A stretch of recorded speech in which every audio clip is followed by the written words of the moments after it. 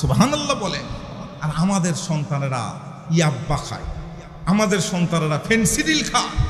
ও যুবক ভাইয়েরা, খুব কান খাড়া করে শুনে নেন, আপনি গাঞ্জা খান, আপনি ইয়াব্বা খান, আপনি বড়ি খান, আপনি ইনজেকশন ব্যবহার করেন, খোঁজ খবর নিয়ে দেখেন এই মসজিদের কমিটির সঙ্গে আপনার নানা জড়িত, আপনার দাদা জড়িত, আপনার বড় ভাই এই মসজিদের হয়তো সভাপতি, সেক্রেটারি, কেউ না কেউ দায়িত্ব পালন করছে। কথা বলেন ঠিক কিনা? সম্মানিত হাজরিন, আপনার পরিবারটা আপনাকে জান্নাতি করতে হবে ভাই, কেউ করে দিতে পারবে না। আপনার অনেক টাকা পয়সা আছে, আপনি সুন্দর টাইলস করা একটা বাড়ি তৈরি করতে পারবেন, কিন্তু সুন্দর পরিবার তৈরি করার জন্য এই কোরআনুল কারীম আস্তে করে আপনার পরিবারের মধ্যে ঢুকাতে হবে।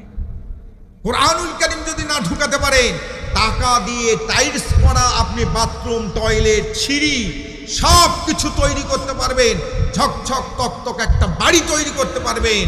টাকা থাকলে বাড়ি তৈরি হয়, কিন্তু কোরআনুল কারীম যদি না থাকে ওই পরিবারটা কখনো সুন্দর হয় না।